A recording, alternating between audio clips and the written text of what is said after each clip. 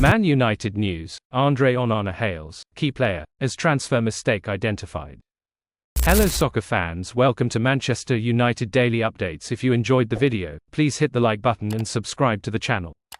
A new week, and after the disappointment of dropping points against Crystal Palace, Manchester United have European football to focus on once again. The Red Devils will hope to bounce back quickly from the goalless draw against the Eagles, and preparations will get firmly underway to face Twente in the Europa League. It will see ERIK Ten Hag's men feature in the competition for the first time since getting knocked out at the quarter-final stage against Sevilla in 2023. The Dutch coach will hope to see the continued recovery of Rasmus Højlund and Mason Mount. The former made it on to the pitch against Palace, while the latter was among the substitutes. Mirror Football take a look at some of the news surrounding Old Trafford ahead of another busy week. Rasmus Højlund made his return to action in Manchester United's draw with Crystal Palace as he came off the bench after 76 minutes. The Denmark international made his first appearance of the season after suffering an injury during the club's pre-season tour. The 21-year-old striker scored 16 goals in his debut season with the 13-times Premier League champions and was the club's primary threat in front of goal in a season they found it difficult to find the net. After going goalless at Selhurst Park, they will be hopeful that Højlund can provide some spark going forwards.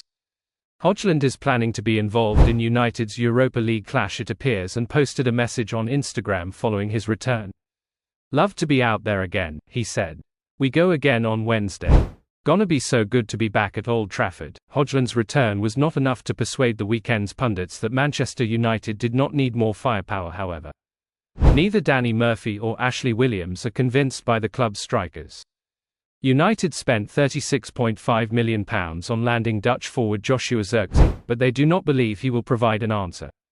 Speaking on Match of the Day, Murphy said, "I think they made some decent signings defense, but they didn't address the shortage of goals.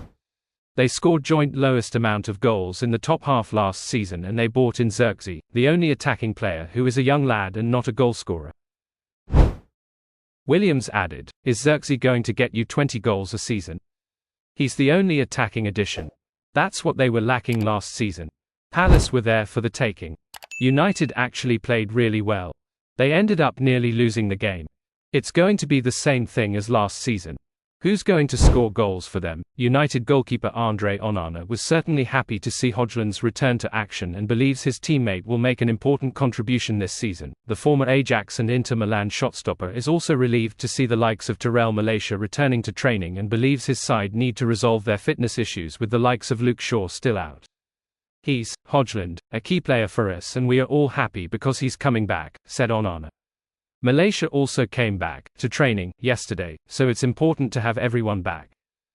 Manchester United's failure to sign Michael Olise this summer has already haunted the Red Devils.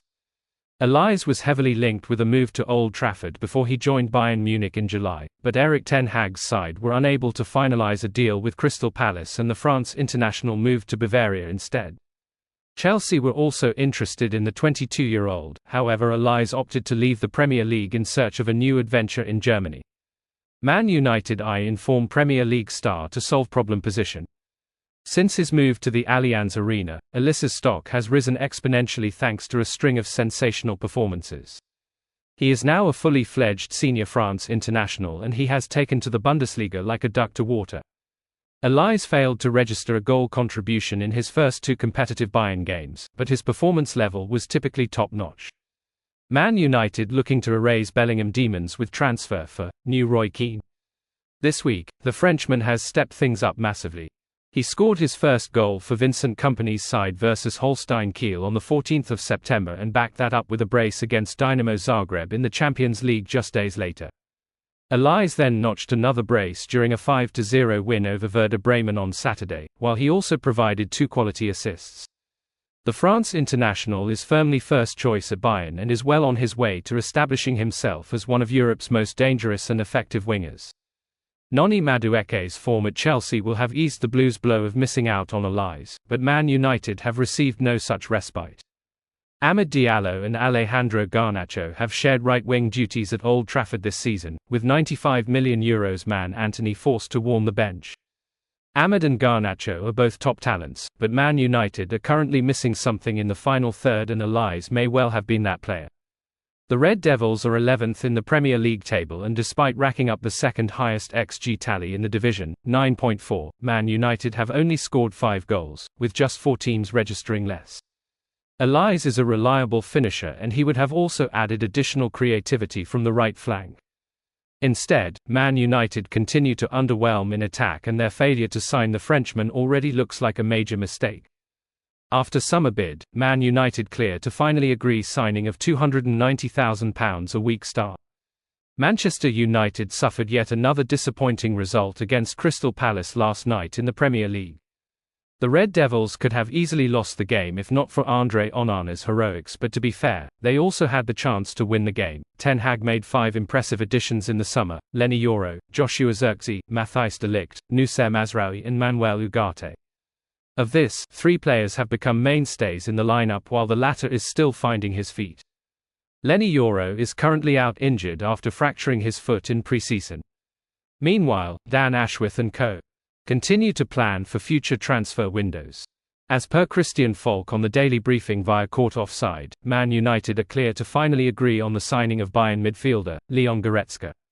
The Red Devils were interested in signing the 29-year-old back in the summer, but the transfer did not materialize. Man United submitted a £33.8 million offer to sign the German midfielder in what was an explicit request by ERIK Ten Hag.